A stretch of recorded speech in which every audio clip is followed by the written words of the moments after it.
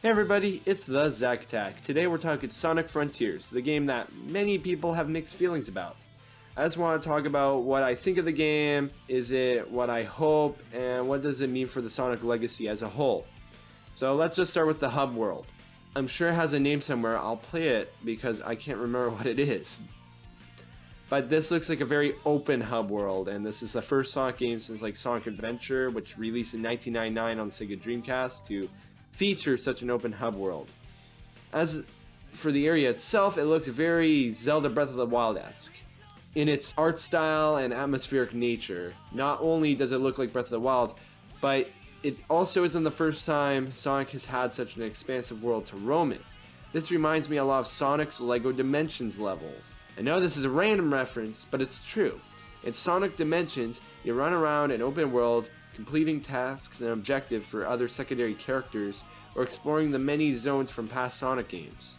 I believe that Sonic Frontiers will function like these two games, being an open world that you can explore at your own pace, but also has a storyline that keeps you focused on a primary goal. This may be a good shift in direction for Sonic, as many of the complaints against the last boost-centered games is that they are linear and practically play themselves.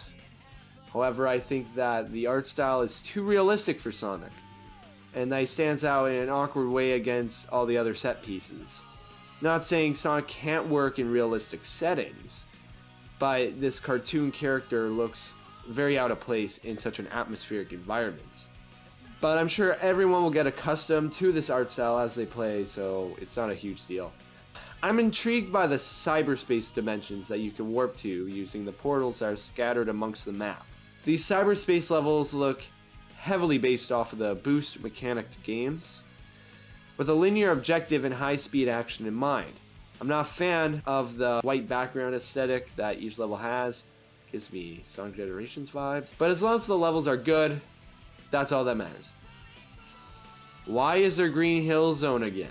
From some sources I've seen, IGN, these levels have secrets like the red rings in previous Sonic games, and then ranks that are based off of how well you completed the level.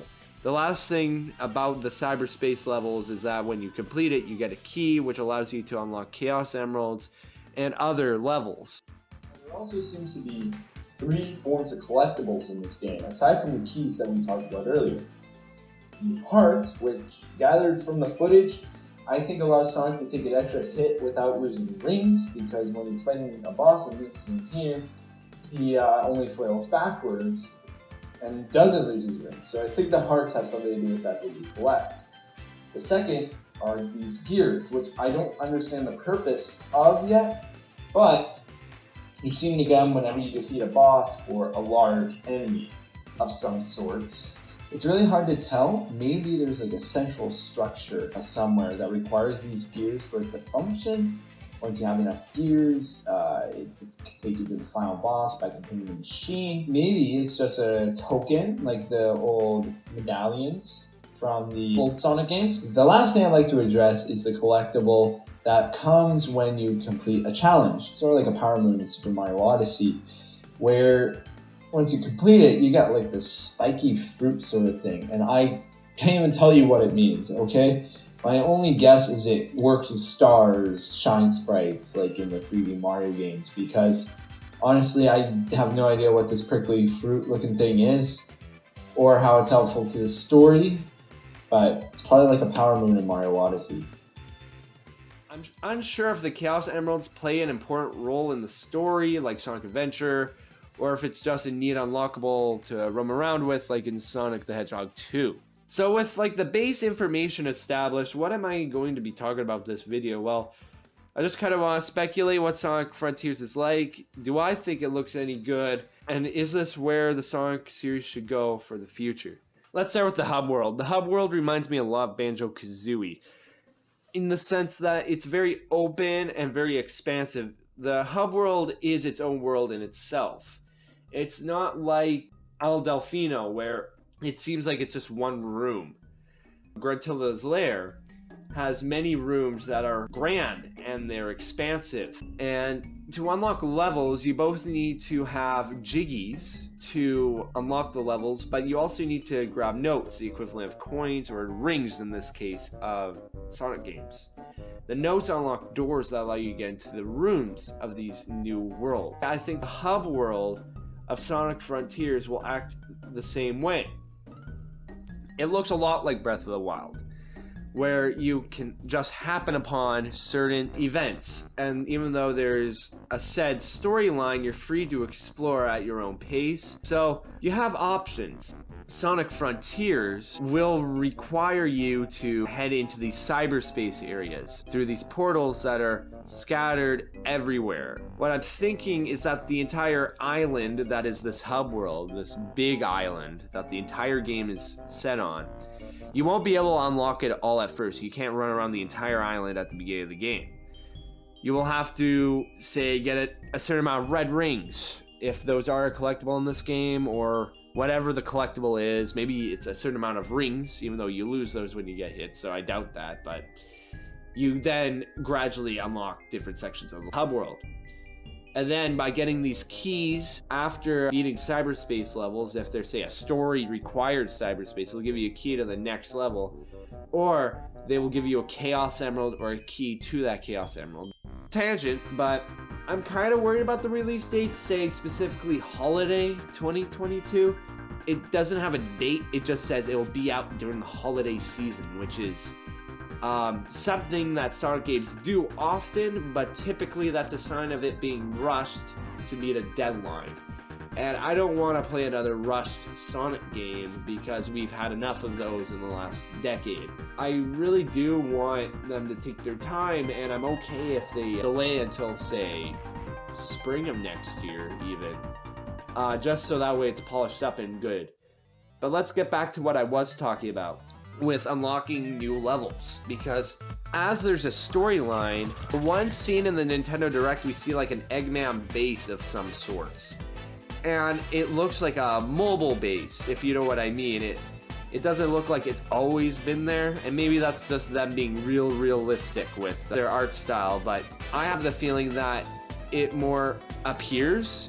And so let's say there's a boss fight near this Eggman base, then once you defeat that boss, the Eggman base moves to a previously locked section of the island, therefore unlocking it. It's like Bowser's Fury in a way, where you have the entire islands, like the world, but it's covered in black goop, all the levels that you can't access yet. But once you defeat Fury Bowser, you unlock more of the map. And so I think that's a similar thing to what Sonic Frontiers is doing, is you defeat a boss and then more of the island becomes accessible, because I highly doubt that the entire island is at your disposal at the beginning of the game, unless they truly wanted the most open experience possible. So let's talk about the story, because I don't think we've really gotten much of a story disclosed to us yet. But if I were to take a stab at what the story was about, I honestly think that Eggman is trying to help you. Even though I just mentioned how the Eggman base may move to place, but it reminds me a lot of Luigi's Mansion 3 with EGAD's mobile lab. Even though it wasn't necessarily mobile, it stayed in the same place the entire game. But I think that that's more like a Odyssey, where you can plan out your next move. You don't do much in there. Maybe I'm wrong, but I'm thinking that you and Eggman are working together. Sonic and Eggman are working together to defeat a common enemy. And these weird-looking robots that look really realistic for a Sonic game, they appear to not be robots. Maybe? I don't know. They both look metallically and organic at the same time, and so I don't know if that's an artistic choice or if there's some lore behind that. But we see in the one scene at the end of the Nintendo Direct trailer, it looked like Infinite was in there. Infinite from Sonic Forces. And so I never played Sonic Forces. I don't remember how the game ends. But I have the feeling that it has something to do with Infinite fleeing to this island and Eggman going after him first, realizing that he can't destroy Infinite because he's become too powerful with this new society. of robot thingies that try to kill him. And so Eggman goes to Sonic, and now it's Sonic's job to try to get rid of Infinite. It's kind of a cliche story, but that's kind of why I'm thinking of it, because I'm not original that way. So I think that's how it's going to play out, maybe. If not, SEGA legit consider this story idea. It's good. So I want to talk about right now things I do not want to see in Sonic Forces that have become kind of tropes in recent Sonic games that, yeah, I don't want to see them. And one of those is the Wisps. I don't want to see Wisp power-ups.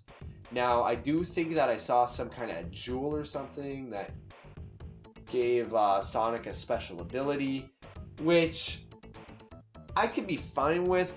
I don't know what the ability was per se, but I don't want the Wisps again, because in Sonic Colors they were new, they were original, and they spiced up the gameplay by giving you more options. And they made sense in the context of the game. But when you just shoehorn them into Sonic Forces, I have no idea why they're there. They make no sense. It's old now, okay? They're just a gimmick.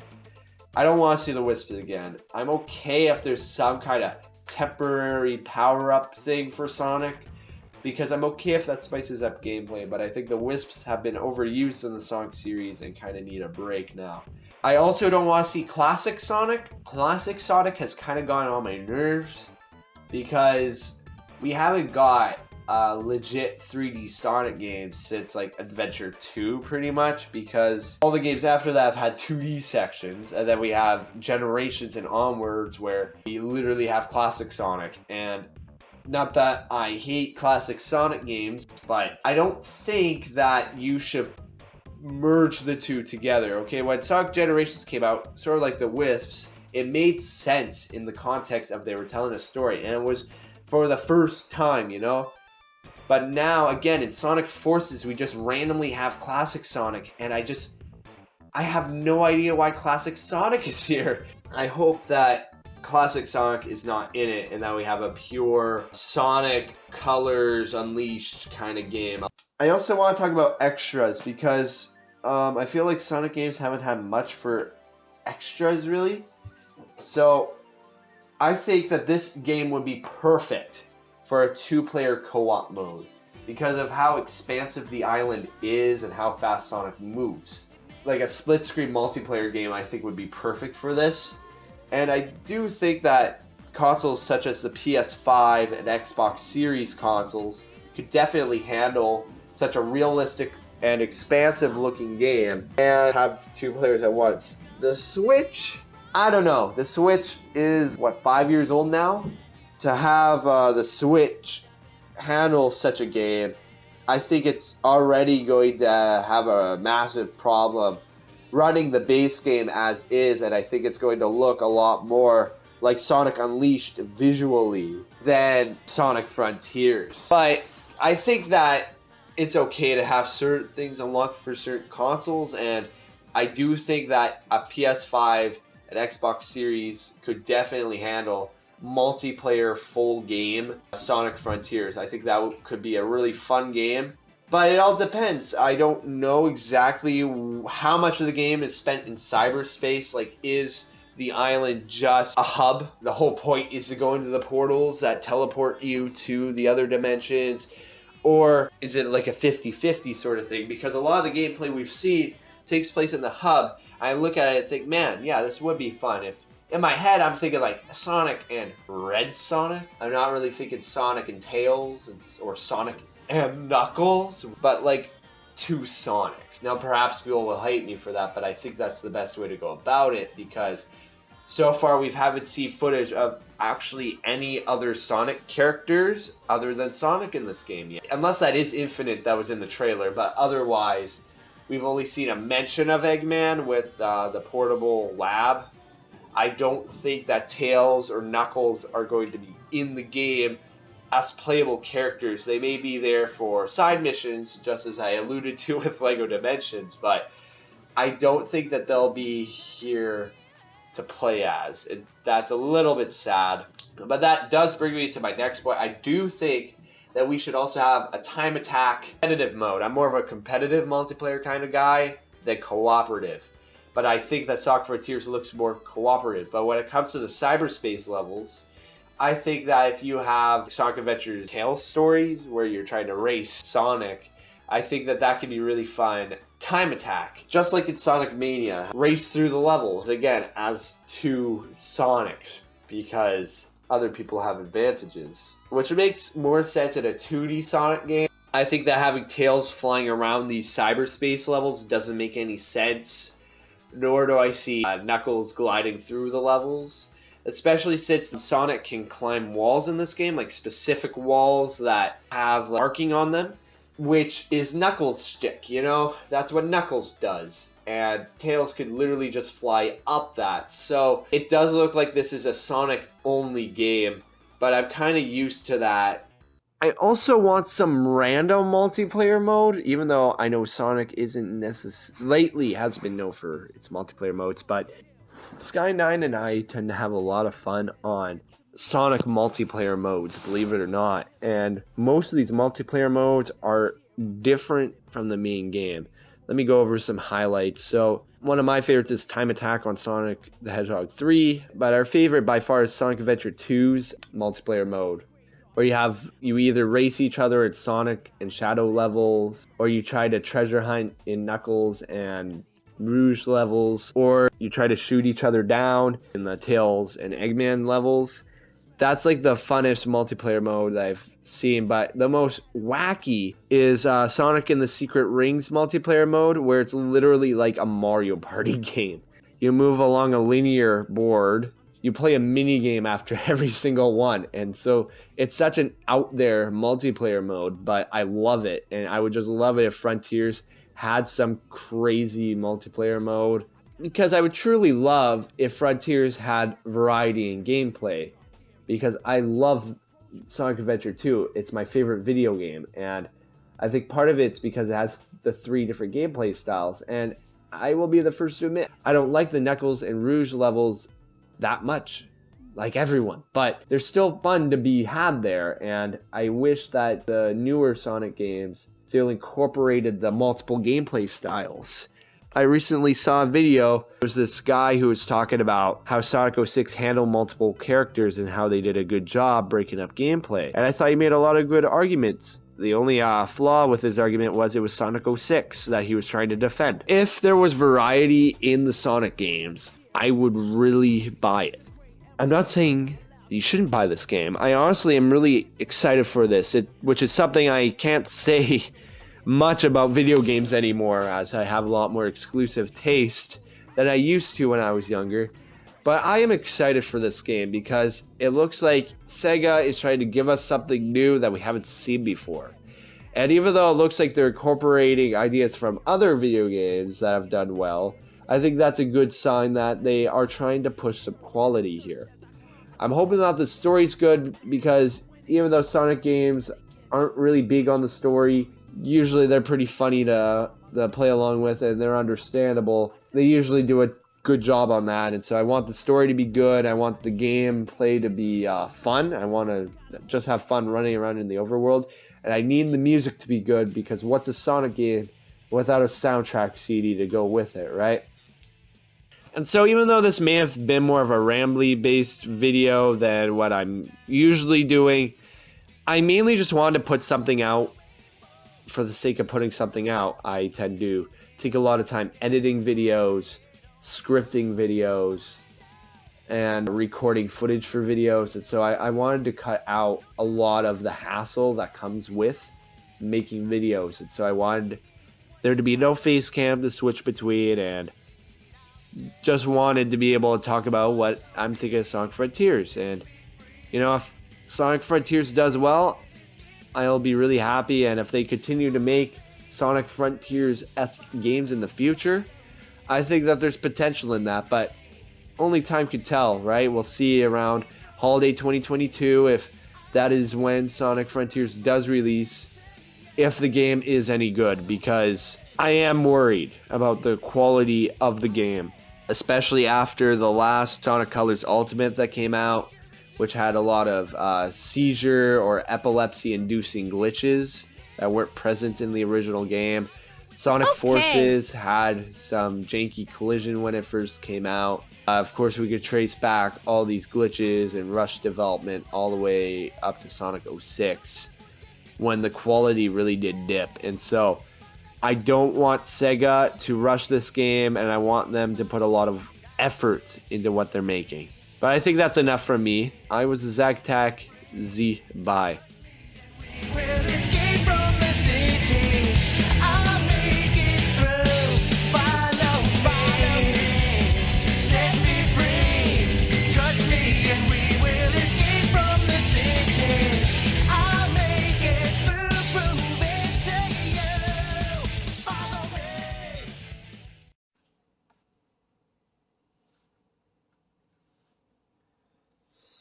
Say,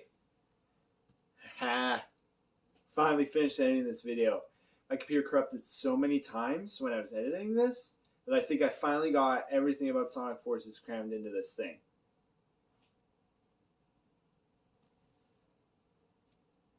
There's a new tweet from Sonic the Hedgehog's Twitter account. What's it say?